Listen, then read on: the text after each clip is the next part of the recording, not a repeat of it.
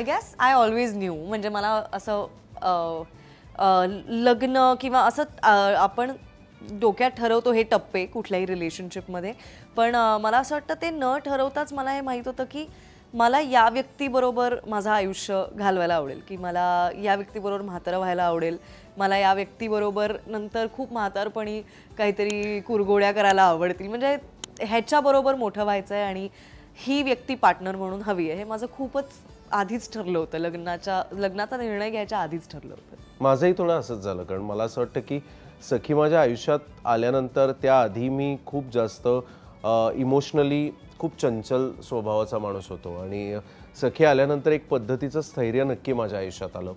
त्यानंतर माझे खूप सगळ्या इन्सिक्युरिटीज होत्या. तर मला असं वाटतं की सखी माझ्या आयुष्यात आल्यानंतर त्या पद्धतीची इन्सिक्युरिटीज कमी झाल्या आणि त्यामुळे मला जे मला कामात जी आपल्याला एनर्जी टाकायला लागते, ऊर्जा टाकायला लागते, ज्या पद्धतीची एकाग्रता लागते, ती आपोआपच सखी आल्यानंतर मला आली. आणि त्याआधी मला नेहमी असं वाटायचं की मे बी आपला असं कलाकार असतो ना, कलाकाराला खूप असं आपण एक खूप असं काय म्हणतात त्याला अनस्टेबल आयुष्य जगलो, अस्थिर आयुष्य जगलो, बेफिक्रीचं आयुष्य जगलो की आपण खूप भारी कला करू शकू, खूप चांगलं काम करू शकू. तर एक्झॅक्टली उलटं झालं. सखी माझ्या आयुष्यात आल्यानंतर ज्या पद्धतीचं स्थैर्य आलं, ज्या पद्धतीचं एक काळजी आली, एखाद्या दुसऱ्या व्यक्तीची पण आपण काळजी घ्यायला पाहिजे. दुसऱ्या व्यक्तीसाठी मी माझ्या आपोआप फॅमिलीपासनं म्हणजे असं दुरावलो नव्हतो, पण मी माझ्या फॅमिलीच्या अजून जवळ गेलो. ॲक्च्युली माझ्या आईच्या, माझ्या इतर जी माझी क्लोज फॅमिली आहे त्यांच्या जवळच होतो. I have always been close to them, पण त्यांची अधिक काळजी घ्यायला लागलो. ते असे नकळत बदल झाले. त्यामुळे मला असं वाटलं की हे खूप सकारात्मक बदल आहेत सखी माझ्या आयुष्यात आल्या. आणि मग मला असं वाटलं की हे मला आयुष्यभर हवं आहे. आणि त्यामुळे मी पण मला असं वाटतं की सखी आल्यानंतर एक साधारण अगदी काही वेळातच मला असं वाटलं की हो मला आपण हे एकमेकांना तेवढ्या पटकन व्यक्त केलं नव्हतं. आय थिंक दोघे थोडेसे घाबरून होतो की समोर सांगावं की नको, दुसऱ्या व्यक्तीला घाबरवून टाकू असं वाटत होतं. कारण आम्ही एक आमच्यात नक्की होतं की सुरुवातीपासून आम्ही एकमेकांचं स्वातंत्र्य म्हणजे इंडिव्हिज्युअलिटी त्या अर्थाने आणि एकमेकांच्या बाउंड्रीज ज्या आहेत त्या खूप जास्त आम्हाला आदर आहे त्याचा. तर अनेकदा असं होतं की आपण एकदम जाऊन समोरच्याला असं म्हणतो की आता मला तुझ्याशी लग्न करायचं, तर समोरची व्यक्ती घाबरू शकते, गांगरून जाऊ शकते. सो असं जपून जपून सांगत होतो. पण नंतर लक्षात आलं की अरे दोघांनाही हेच हवं आहे बॉस, तर का आपण एवढे आडेवेडे घेतोय. डेटिंग करायला लागल्यानंतर अमर फोटो स्टुडिओ नावाचं नाटक केलं आणि मी एकत्र काम करत असल्यामुळे आणि कालावश दुर्दैवाने असं आहे की आम्हाला दोघांनाही वडील नाही आहेत. सो आमच्या दोघांच्या आया खूप हुशार आहेत आणि आमच्या सगळ्यांचंच खूप चांगलं शेअरिंग आहे. त्यामुळे त्यांच्या लक्षात आलंच होतं की काहीतरी आहे, काहीतरी नाही भरपूरच काय काय आहे त्यांच्या लक्षात आलं होतं. आणि त्या सपोर्टिव्ह होत्या दोघी. तर त्यामुळे बहुतेक त्यांनीच परस्पर फोन करून एक असं आम्हाला प्रेमानेच पण असं सांगितलं की आता पुढे जाऊ देत गोष्टी. म्हणून मग आम्ही साखरपुडा केला. आणि साखरपुडा केल्यावर कधीतरी लग्न करणारच हे ऑफकोर्स. पण साखरपुड्याचं सांग की, म्हणजे असं ठरलं की आई ने आम्हाला बसवून जरा विचारलं की काय मग काहीतरी निर्णय घ्या, त्याचं काहीतरी रूप द्या त्या या नात्याला काहीतरी. तर साखरपुडा करायचं ठरलं आणि सुव्रतने ॲक्च्युली तेव्हा आम्ही अशी छोटी ट्रिप केली होती, उदयपूरला गेलो होतो आम्ही. आणि तिथे सुव्रतने मला असं खूप प्रायव्हेटली, म्हणजे त्याचे काही फोटोज नाही आहेत, काहीच नाही आहे असं. तिकडे खूप सुंदर उदयपूर हे तर खूपच सुंदर शहर आहे. आणि तिकडे खूप वर्षापूर्वी मी एक नाटकाचा प्रयोग करायला गेलो होतो आणि आम्ही असं ठरवलं की चल उदयपूरला फिरायला जाऊया. आणि मी सखीसाठी खूप सिक्रेटली एक अंगठी घेतली होती तिच्या मैत्रिणीबरोबर जाऊन. आणि तिची बेस्ट फ्रेंड जी आहे तिला मी एकदम हिला कळू न देता एक अंगठी विकत घेतली आणि मग उदयपूरला गेलो. आणि उदयपूरला ते मॉन्सून पॅलेस जे आहे ती सगळ्यात उंच टेकडी आणि तिकडून ते इट्स कॉल्ड मॉन्सून पॅलेस कारण तिकडून मॉन्सूनचे जे ढग येतात ते पहिल्यांदा येताना उत्तर भारतात येताना दिसायचे. आणि it has a beautiful palace on it.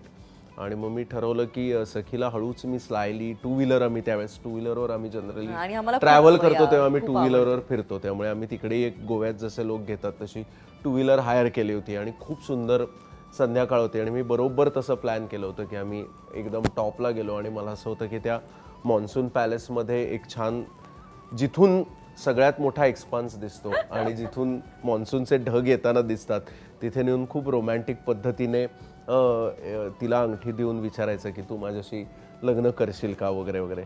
आणि तिथे गेलो आणि हे सगळं मी अंगठी काढणार तेवढ्यात तिथे लग्नानंतर ज्या मोठमोठ्या फॅमिलीज तयार होतात तशी एक प्रचंड मोठी फॅमिली तिथे आली आणि ते खूप जोरजोरात बोलायला लागले आणि ती फॅमिली संपेच ना. म्हणजे आधी त्यातली 10 माणसं मग अजून 10 आली आणि असं करून एक 40-42 लोकांचा ग्रुप तिथे धुडगूस घालू लागला.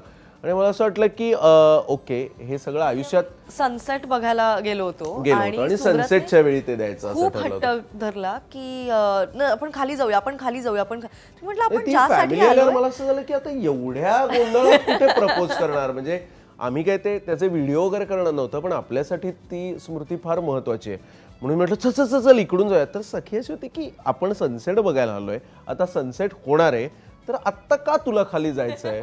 आणि मला काही फार बरं कारण पण सुचेना तर मी काय मला कारण काढलं चल चल चल चल हट्ट धरला. तर मी म्हटलं ओके चल जाऊ.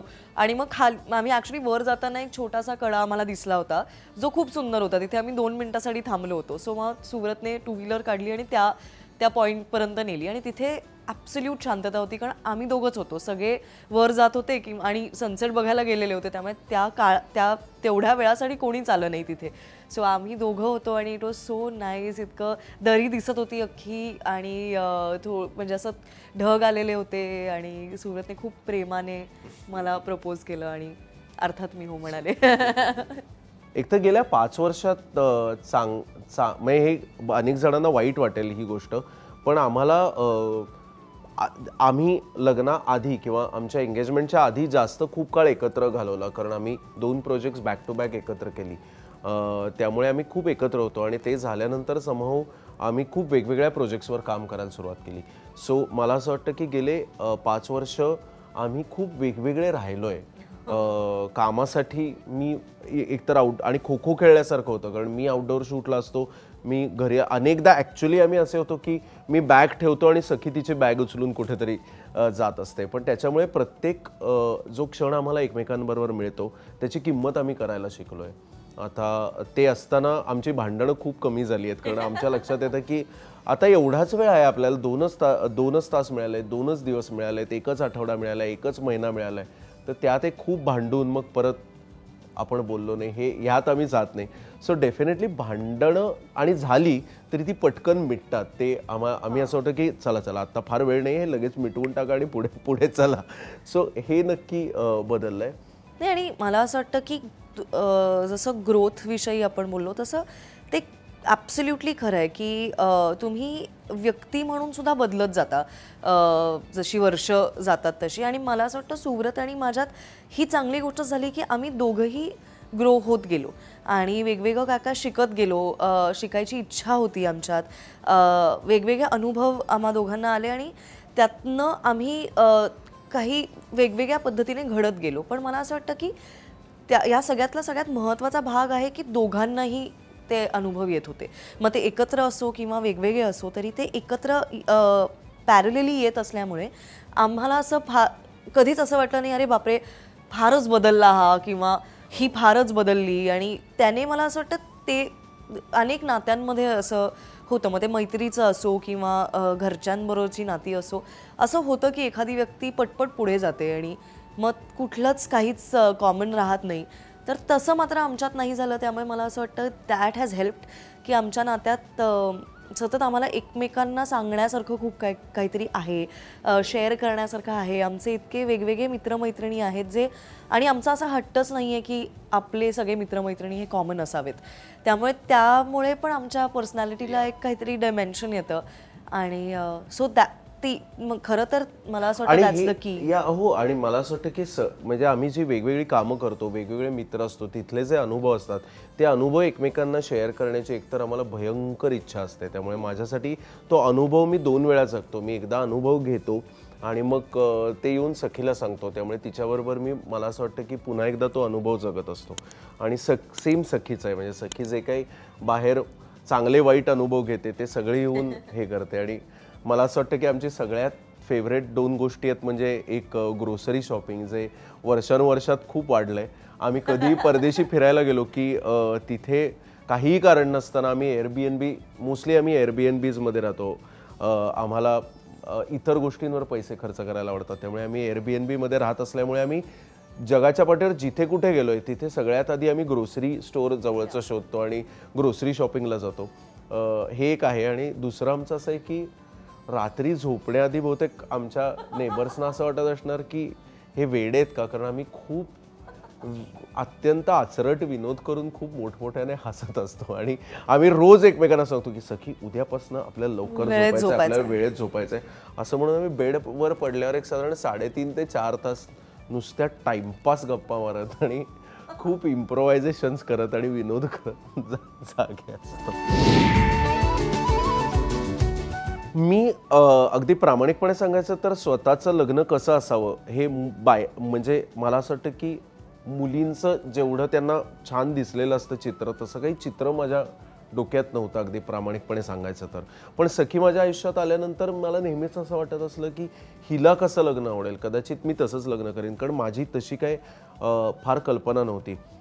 पण आमच्या सासूबाईंनी आणि माझ्या आईने मिळून फार सुंदर सोहळा आयोजित केला होता, कारण ते खूप ॲक्टिव्हली इन्व्हॉल्ड होते आमचं लग्न प्लॅनिंग करण्यात. आणि ते छानच आहे, कारण मला असं वाटतं की लग्न हा काही फक्त नवरा बायको पुरता मर्यादित सोहळा नसतो, तर त्यात नातेवाईकांचा सहभाग महत्त्वाचाही असतो आणि मला तो आवडतो पण. तर त्यांनी ते फार सुंदर पद्धतीने ऑर्गनाईज केलं होतं. त्यामुळे खरं सांगायचं तर त्यातला प्रत्येकच क्षण, प्रत्येकच गोष्ट, प्रत्येकच जे काही आम्ही जे काही सगळे रिच्युअल्सपासनं ते जे काही विधी लिखित काय नाही काय म्हणतो आपण विधी असतात त्या व्यतिरिक्तचे सुद्धा सगळ्या गोष्टी फार सुंदर होत्या. पण आमचा एक खूप गोड फोटो आहे मी सखीला मंगळसूत्र घालताना, आणि ती माझ्या मते सगळ्यात शेवटची सेरेमनी असते ना, तर ते असं म्हणजे त्यानंतर असं असतं की आता हेच आहे.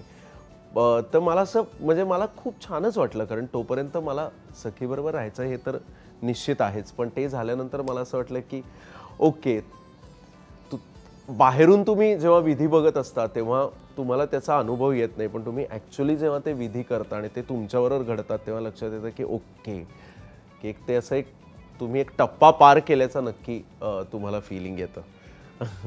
ॲक्च्युली माझी काहीच नव्हती इन्व्हॉल्वमेंट, कारण माझ्या सासूबाईंनी माझं मंगळसूत्र निवडलं. आणि मला खूप कौतुक वाटलं माझ्या आईचं, सासूबाईंचं, की मी लंडनला होते तेव्हा, शिकत होते, आणि मी इथे नव्हते भारतात खूप तयारी करण्यासाठी. सो त्यांनी सगळी काळजी घेतली होती लग्नाची, आणि माझ्या आईने तर दिवस रात्र एक करून ते लग्न प्लॅन केलं होतं. तर मला असं वाटतं की माझ्यावर काहीच स्ट्रेस नव्हता लग्नाचा. मी माझं लग्न पूर्णपणे म्हणजे एन्जॉय केलं आहे. मला इतकी मजा आली माझ्या लग्नात, कारण मला ही काळजी, माझ्यावर कोणीच जबाबदारी टाकली नव्हती की हे ऑर्गनाईज करायचं आहे किंवा ते जाऊन आणायचं आहे किंवा ह्यांच्याशी जाऊन बोलायचं आहे. मी खूप आनंदात होते माझ्या लग्नात, आणि मी प्रत्येक क्षण असा छान जगले, वेळेत झोपले, वेळेत उठले, छान व्यवस्थित झालं माझं. त्यामुळे नाही, पण ते मंगळसूत्र खरेदीच्या संदर्भात सांगायचं तर मी असं म्हणेन मी रिमोटली केली, कारण सखी त्यावेळेस लंडनला होती आणि मी अमेरिका दौऱ्यावर होतो अमर फोटो स्टुडिओच्या, आणि आपण हे PNG ज्वेलर्सच्या मंगळसूत्र महामहोत्सवाच्या निमित्ताने गप्पा मारतोय म्हणून मी काय खोटी गोष्ट करून सांगतोय वगैरे असं नाही, पण खरंच PNG आमचे ज्याला आपण कुटुंबाचा एक सराफ असतो तसा असतो, तर आमच्या कुटुंबाचे सराफ PNG आहेत. तर माझी आई आणि मामी सखीसाठी मंगळसूत्र घ्यायला गेले, आणि आम्ही त्यावर एक फॅमिली इंटरनल डिस्कशन केलं होतं की सखीला काय आवडतं, आणि आईने खूप छान ऑब्झर्व केलं होतं की सखीला काय पद्धतीचं मंगळसूत्र आवडू शकेल, ती काय पद्धतीचे दागिने घालते, तिला काय पद्धतीचं डिझाईन आवडेल. तर तो सगळा विचार करून माझी आई आणि मामी गेली होती, आणि त्याच वेळेस असं झालं की माझ्या पणजीच्या खूप जुन्या PNGच्या सांगलीच्या पेढीत केलेल्या बांगड्या होत्या, आणि आई त्या घेऊन गेली होती, कारण त्या आमच्याकडे संचित म्हणून होत्या. पण जसं असतं की काही दिवसांनी आपण त्याची मोड घेऊन वेगळे दागिने करतो, तर ते बघितल्या त्या दुकानातल्या माणसाने काही न बघता नुसत्या बघून सांगितल्या या आमच्या सांगलीच्या पेढीतल्या आहेत का, आणि त्या जवळजवळ 90 ते 100 वर्ष जुन्या बांगड्या होत्या. पण त्या म्हणाल्या की हा मेकही आमचा आहे, आणि हो हे जे सोनं आहे ज्या पद्धतीचं आहे ते आमचं आहे, हे त्या दुकानातल्या PNG मधल्या माणसाने आम्हाला सांगितलं. आणि मग त्याची मूड करून आईने बांगड्या पण केल्या आणि सखीसाठी मंगळसूत्र घेतलं. आणि ऑफकोर्स माझं यातलं मला इच्छा असते की मी खूप त्याच्यात लक्ष घालून प्रेमाने करावं, पण मला अजून दागिन्यांच्या बाबतीत सखीची एक्झॅक्ट टेस्ट मी अजून हे करतो, कारण सखी सुद्धा चकवे देत असते, ते बदलत असतात काही. होय. बर. पण तसं सखीचं मंगळसूत्र आलं. मी म्हणजे आता माझं काम असं आहे आणि क्षेत्र असं आहे की मी सतत मंगळसूत्र घालून मला ठेवायची संधी मिळत नाही. पण सण असतील किंवा आम्ही कुठे अशा पारंपरिक कुठल्या तरी सोहळ्याला जाणार असू तेव्हा मी नक्की माझं मंगळसूत्र आवडीने घालते. आणि मला असं वाटतं की सुव्रत म्हणजे माझ्या सासूबाईंनी त्याची निवड केली ती अगदी योग्य केली, कारण मला साधं म्हणजे पारंपरिक पण साधं आणि मौलाचं असं मंगळसूत्र हवं होतं आणि ते अगदी तसं मंगळसूत्र मला माझ्या सासूबाईंनी केलं. आणि मजेची गोष्ट अशी आहे की हा दागिना त्यांनी मला दिला आणि त्यांना माहिती आहे की मी इतका क्रेज नाही आहे मला दागिन्यांचा, त्यामुळे त्यांनी मला दुसरी गोष्ट दिली ती एअरपॉड्स दिले. तर कानातले मला परत त्या म्हणाल्या मी तुला कानातले देणार आहे. आणि मला असं वाटत राहिलं कानातले ठीक आहे ओके म्हणजे, आणि त्या इतक्यांदा मला त्यांनी हे सांगितलं की मी खूप गडबडले आणि मी सुरतला म्हणते मावशी कानातले का घेत आहेत माझ्यासाठी, म्हणजे सासूबाईंना मी मावशी म्हणते. तर ते कानातल्यांचं हे आलं गिफ्ट रॅपमधला डबा आणि ते उघडलं तर आत एअरपॉड्स होते. सो त्यांना माहिती आहे मला काय आवडतं आणि माझी आवड निवड काय आहे. पण येस तो माझ्यासाठी खूप प्रेशियस दागिना आहे, कारण मला असं वाटतं अगेन तू म्हणालीस तसं तर दागिना नाही आहे, तर इट्स अ सिम्बल. आमच्या नात्याला सिम्बलाइज करणारा पीस आहे तो. आणि आमच्या फक्त माझ्या आणि सुव्रतच्या नात्याला नाही तर आपल्या कुटुंबाला एकत्र ठेवणारा दागिना आहे. सो या